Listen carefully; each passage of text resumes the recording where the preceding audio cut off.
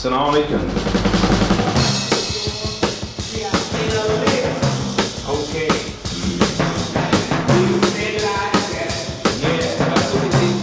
I'd like to welcome you to Mr. Quick's online video lesson. Well, actually, we didn't stop exactly here, but I want to start here today, and so we can do other things. Okay.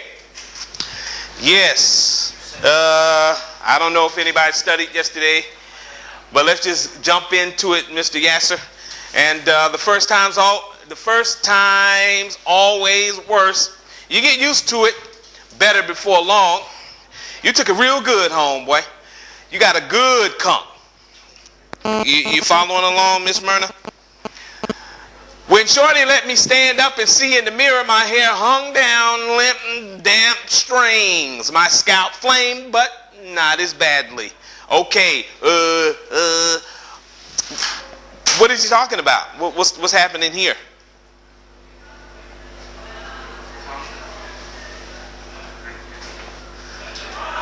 What about it? What's going on?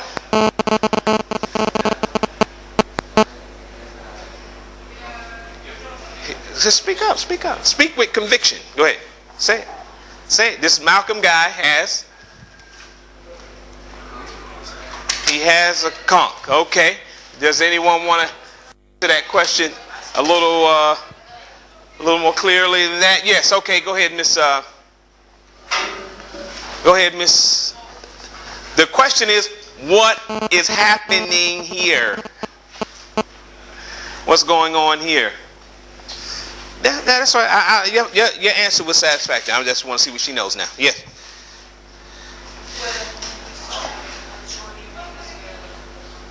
Okay. All right. So that's what's happening here. Somebody's getting the hair done. Oh, well, we ain't got to that part yet. But just in this part. Somebody's getting the hair done?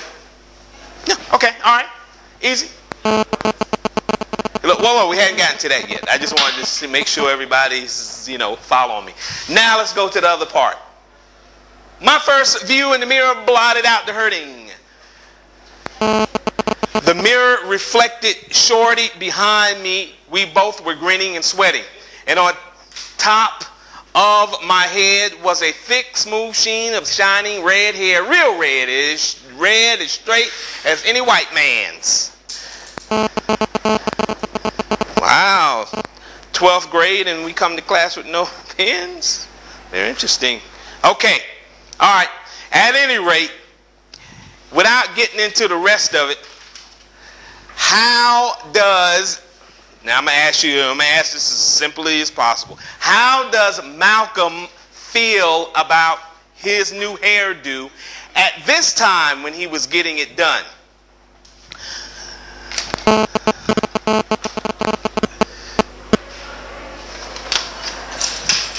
How does he feel about it at this time? Yes. Okay, keep right there. Okay, he was happy he got it straight. What did he feel? What in his mind? What did he look like? Mustafa is going to handle that. In his mind, what did he look like? Okay, all right. Okay, now, how does Malcolm feel about this during the time he was writing his autobiography? Miss, Okay. Okay, all right. Anyone else want to add, want to get deeper? Okay, felt it was stupid. Anyone else want to get deeper? Deeper, come on. Use some of the terminologies we used yesterday.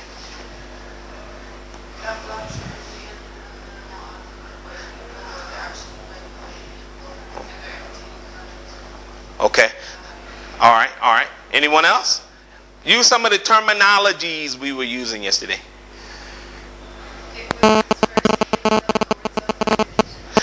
Self-degradation, yes, self-degradation. And we talked a lot about yesterday about his self-image And we actually started talking about it the moment we felt that his self-image, or how he viewed himself, started to become negative. And could someone tell me that exact moment or point in his life where he started to view his self-image in a negative way? Yes. Yes, when his history teacher told him, you can't become a lawyer. What are you talking about? You can't become a lawyer because you're not part of a particular group that, shouldn't be, that it's not realistic for them to be lawyers. Okay, we keep it as that. So that's the point where Malcolm's self-image started to become negative. Okay. Moving right along. Yes. In this passage, we discussed a number of things. Yes. But I want you to tell me, what does he mean when he says, I don't know which kind of self-defacing conk is the greater shame. The one you'll see on the heads of the black so-called middle class and upper class? What does he mean by that? Why does he say that? Why does he think that is a greater shame or a greater self-degrading thing than someone who may be not in the upper class? Maybe they're poor. Why is it not equal? Why does he think it is a greater shame or more negative for them? Yes. Mm-hmm. Okay, that's good. I like you said, because we didn't say that yesterday about the confidence that they should have, and you're right, because they are successful. So why? What? Yes. Because the upper class people should have a better education. They should be better. Yes. So those two together would be a perfect answer to any question like that would involve that they should have more confidence because they are upper class, so they're successful. They got successful job, and they should be more intelligent to know that is not something that we should do. Okay, now we finished part 1, chapters 1 through 3. I want to go back to the focus. So could you please take the focus sheet out for me? Take the focus sheet out, because we're going to talk about the focus sheet or the focus. So we're going to discuss the focus here.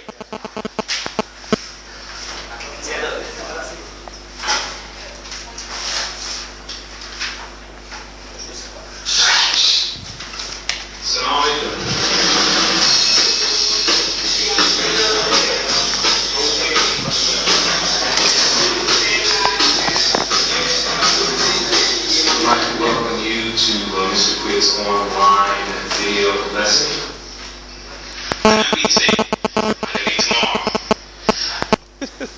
Okay. Okay. Is there anyone that does not understand? Is there anyone that does not understand? Maybe I can, I don't know, give a little more insight. Yes? No? Would it help if we went back to the very beginning? Go back to it. Would that help? Is that why? No questions because you can't see it? Okay. Well, that's okay. That's okay. Let's go back. We can go back. It's like going back through time. Is that how you feeling right now? Watching it? Like you're going back?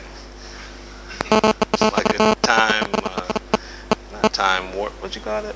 Okay. Anyway. Time. Hey, why was it?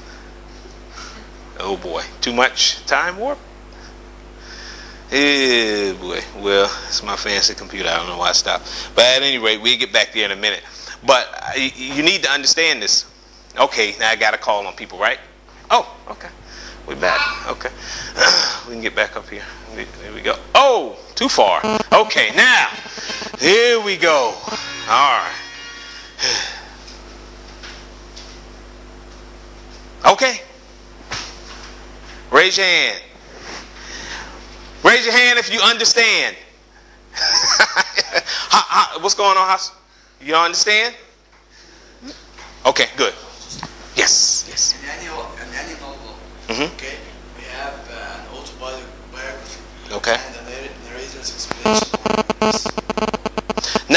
in this book, but in an autobiographical narrative. Because not all autobiographies contain the author or the narrator's explanation, or they don't make it, or they don't try to explain it from a political point of view. Okay, so this makes this book, I think, in my opinion, very unique, especially in American literature. Makes it very, very unique. This is why this book that you're reading, believe it or not, is one of the most read books in America, in American literature. Yeah, it's right there. If there was like a top 10, it'd be in the top 10, without a doubt. This book has been re-editioned or reprinted, I don't even know how many times. So many times. I think the edition that you have, don't you have the book? Okay. I always say this, you did have the book. Okay, somebody has the book. At any rate, the new edition actually has the new edition has something from his daughter. His daughter wrote something in the new edition. You know, but they keep reprinting it because with every generation, it's like every generation discovers this book again, and it's over and over. And it's going to keep happening because I don't know. I know as far as that stuff, I know the second book that was ever published in America. The second book was written by Phyllis Wheatley. And I don't remember the name of it, but the reason I remember it is because you learn this in history in America.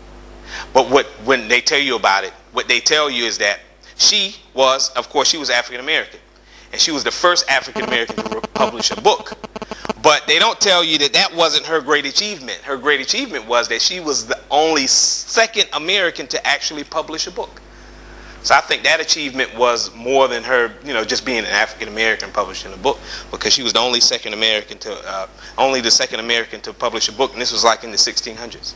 So that was So that to me that was a greater achievement than her being the first African American to publish a book. At any rate, so as far as that stuff, the most read book, I don't know. Okay, yes. Well, back to you. Yes, I think it makes this this autobiography very unique in that his narration and his explanation, trying to connect it to what's going on in society, and trying to help the reader understand what's happening to them if you are a reader from a particular group. And I don't think I think some of this stuff doesn't really deal only with America as you read the book. I mean, but especially towards the end, doesn't deal with just people in America. It's a worldwide thing. Because he was really popular in Egypt towards the end of his life. Yeah. So, okay. Another question.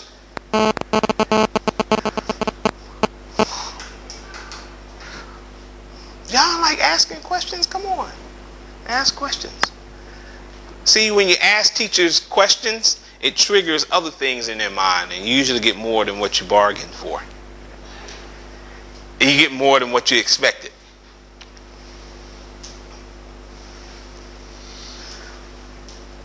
Okay. All right. No question? So I got to ask you questions. Well, okay. All right. Well, let's just look in our notes that we took this week. And Hosam, give me an example from what we went over this week of autobiographical narrative. I got to do it. Okay, you can look in your notes, of course, but you're going to have some examples. I'm going to do this every week, maybe, probably. And I want to make an announcement. Wait a minute. I wanted to have your quizzes for you today, but I fell asleep with them in my hand. And woke up about 4 o'clock this morning, lights still on with your quizzes, and I didn't. At any rate, I have for you on Sunday. Listen, that's not the announcement. Listen to the announcement. Excuse me. I will not always give the quizzes the last day or before, on a Wednesday or Thursday. Okay?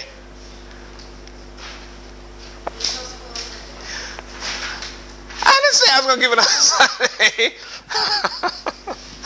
But listen, you listening? Hello? I'm telling you, in other words, hint, that you need to be ready when you come to class that first day of that week. Because I might not always give the quiz after we go over the material. I mean, that's the easy way. You understand what I'm saying? You understand what I'm saying? Myrna, what'd I say? What'd I say?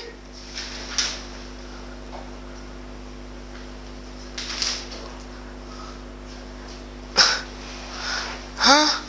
You got to be ready, Myrna. You got to be ready. You got to be ready for the quiz. Okay, any day. Hudson, come on. Just give me an example. Come on. You were like really active yesterday. Come on. That's why I called on you. Okay.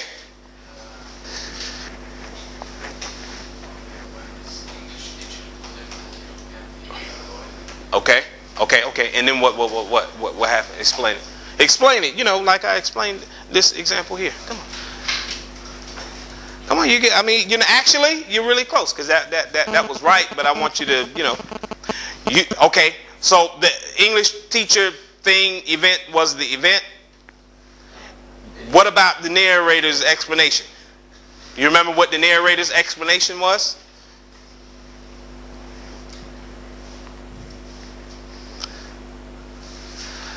Yes, who would like to help? Yes.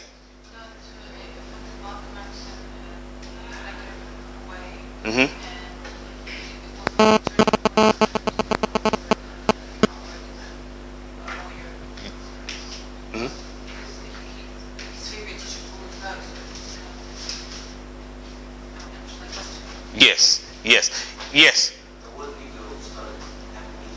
Yes, it started at a very negative meaning. Yes.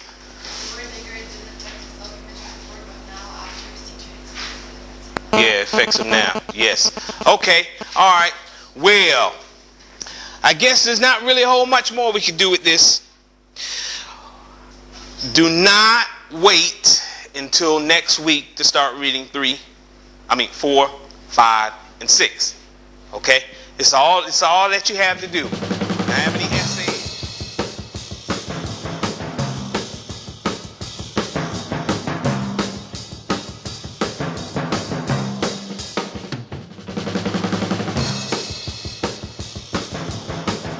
Tell you what, the person who believes that this wasn't set up by our own government is an idiot.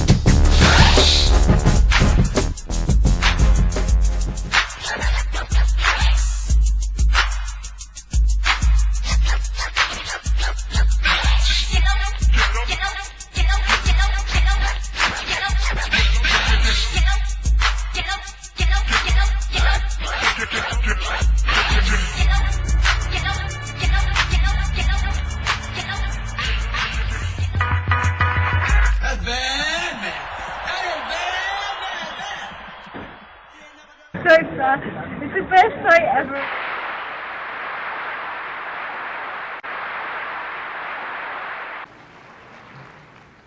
I read once, passingly, about a man named Shakespeare. I only read about him passingly, but I remember one thing he wrote that kind of moved me. He put it in the mouth of Hamlet, I think it was, who said, "To be or not to be." He was in doubt about something. Whether it was nobler in the mind of man to suffer the slings and arrows of outrageous fortune, moderation, or to take up arms against the sea of troubles and by opposing, end them. And I go for that. If you take up arms, you'll end it. But if you sit around and wait for the one who's in power to make up his mind that he should end it, you'll be waiting a long time.